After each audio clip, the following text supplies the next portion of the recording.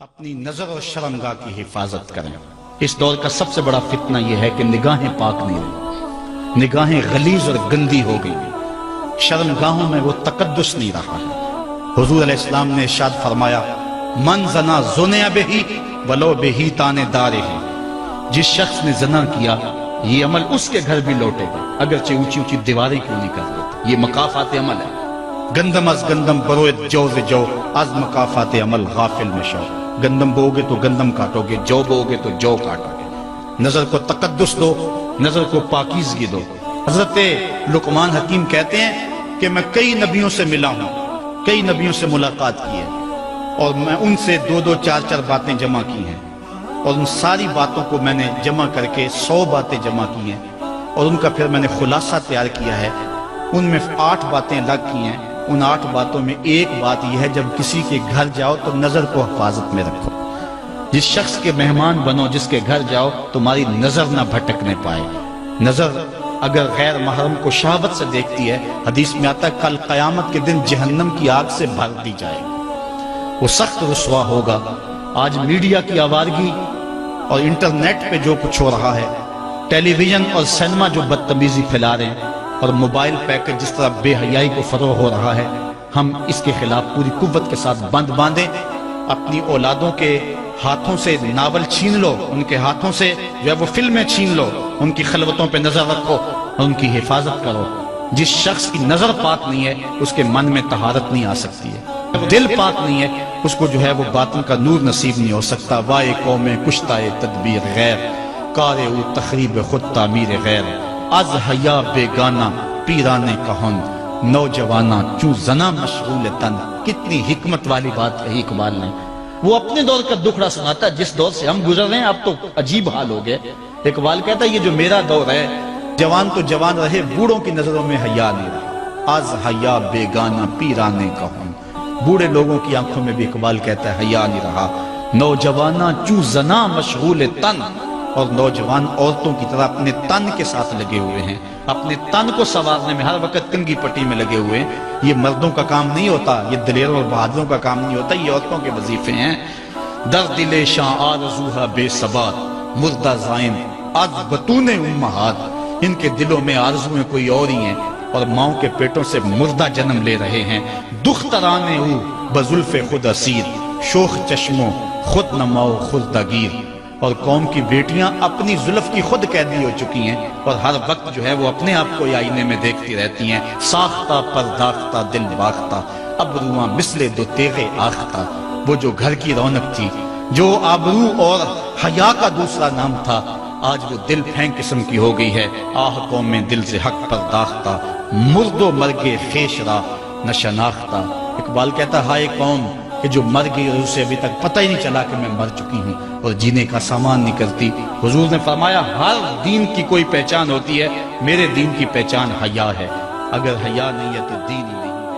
ہم نے جس دور میں اپنے ماں باپ سے دین سیکھا تو اس وقت اتنے فرقے بھی نہیں تھے، نہ بات بات پہ شرک کے فتوے لگتے تھے، اور نہ ہی لوگ دین کو کاروبار بنائے ہوئے تھے۔ اس وقت کوئی کھڑا ہو کے نعت بھی پڑھتا تھا تو اس کی آنکھیں بند ہوتی تھیں اور تصور مدینے کی گلیوں کا طواف کر رہا ہوتا تھا۔ اور اگر کوئی پیر طریقت تھا تو اس کا مقصد مخلوق کو اللہ تک پہنچانا تھا، لوگوں کا دل اپنی جانب موڑ کے مائل کر کے اپنی جیب گرم کرنا مقصد نہیں تھا۔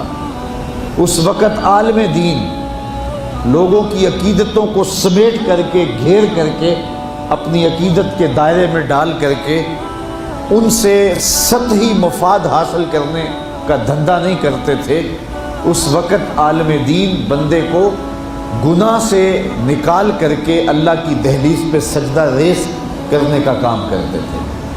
اور آج ہم دیکھتے ہیں کہ فرقہ پرستوں نے اسلام کو توڑ کے رکھ دیا، اور جو لوگ بیچارے اللہ کے حضور سجدہ ریز ہوتے ہیں ان پر شرک کے اور بدعت کے فتوے لگا کر کے ان کو اسلام سے بدزن کرنے کی کوشش کی، اور نعت خوانیاں ایک بہت بڑا کاروبار بن گیا، اور پیری مریدی ایک بہت بڑا دھندا بن گیا، تو اس دور کے اندر اپنی اولاد کو سنبھالنا، وہ طرح طرح کے سوال کرتی ہے، پوچھتی ہے، تو پھر ان کو دین پر مطمئن رکھنا اتنا آسان کام نہیں ہے۔ ہمارے والدین نے ہماری تربیت کی تو ان کے لیے قدرے آسان تھا، لیکن ہمارے لیے اپنی اولاد کو سنبھالنا اور دین کی راہ پر ڈالنا قدرے مشکل ہے۔ لیکن ہمارے والدین نے جو آسان کام کیا تھا اس کے لیے بھی بڑی محنت کی تھی، اور ہم اپنی اولاد کے لیے کیا اتنی محنت کر رہے ہیں جتنی محنت ہمارے والدین نے ہمارے اوپر کی تھی۔ تو اگر ہم نہیں کر رہے تو پھر ہماری اگلی اولادیں یا ان کی اگلی نسلیں پھر کن ہاتھوں میں ہوں گی؟ تو اس لیے ہمیں خاص طور پہ سوچنا چاہیے۔ میں نے قرآن مجید کی جو آیت کریمہ پڑھی ہے اس میں ارشاد فرمایا، اپنے آپ کو اور اپنی اولاد کو دوزخ کی آگ سے بچا لو جس کا ایندھن انسان اور پتھر ہے۔ تو مجھے اور آپ کو اپنی اولاد کی حفاظت کرنی چاہیے۔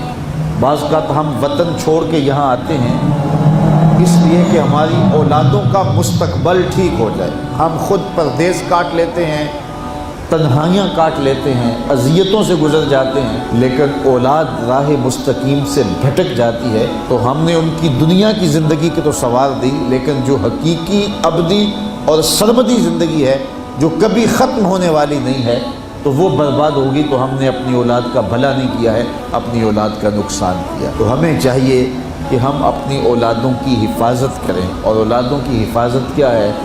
ان کے اخلاق اچھے ہوں، ان کا کردار خوبصورت ہو، ان کے دین کی حفاظت ہو، اور وہ ایک صالح، سچے اور کھرے مسلمان کے صورت اپنی زندگی گزارنے کی مشق کریں، اور اس کا عملی نتیجہ ہماری آنکھوں کے سامنے ہو۔ میرے حضور نے ارشاد فرمایا کہ اپنی اولادوں کو 3 چیزیں سکھاؤ۔ پہلی چیز حب نبیکم، اپنی اولاد کو نبی کریم علیہ السلام کا پیار سکھاؤ۔ دوسری چیز وحب اہل بیتہ، اور حضور کے اہل بیت کا پیار سکھاؤ۔ اور تیسری چیز وتلاوت القرآن، انہیں قرآن مجید کی تلاوت کرنا سکھاؤ۔ یہ 3 چیزیں آپ اگر بچپن سے ہی اپنی اولاد کے اندر داخل کر چکے تو پھر آپ کامیاب ہوئے۔ یہ بات ذہن میں رکھیے کہ ہم اس وقت متوجہ ہوتے ہیں اولاد کی تربیت کے لیے جب وہ ہمارے ہاتھ سے نکل چکی ہوتی ہے۔ ہمارے گھروں میں ہماری صبح کا آغاز قرآن مجید کی تلاوت سے ہو تو پھر خیر و برکت کے قافلے ہمارے گھروں میں اتریں گے۔ قرآن ہماری زندگی کو بدلنے والی کتاب ہے۔ جب ہمارا ربط اس کتاب سے ہو جائے گا، پختہ تعلق اس کتاب سے قائم ہو جائے گا، تو پھر زمانے کی تیز آندھیاں بھی ہمارے پائے استقلال میں لغزش نہیں لا سکتی ہیں، نہ ہمارے عقائد میں خرابی آ سکتی ہے، نہ ہمارے عمل میں کمزوری آ سکتی ہے۔ اس لیے ہمیں معمول کے طور پہ قرآن مجید کو اپنی زندگیوں میں شامل کرنا چاہیے اور اپنی اولاد کو اس کا خوگر بنانا چاہیے۔ ایک زمانہ تھا کہ ہر گھر میں صبح کو قرآن کھلتا تھا، اور آج وہ دور ہم سے چھوٹتا چلا جا رہا ہے۔ صبح کے وقت موبائل تو کھلتے ہیں لیکن قرآن نہیں کھلتا، جس کا نتیجہ کیا؟ آج بے برکتیوں کے ڈیرے ہیں۔ کثرت مال کے باوجود بھی ہم بے برکتی کی بات کرتے ہیں، اس لیے کہ ہمارے گھروں میں قرآن مجید کا چراغاں نہیں ہے۔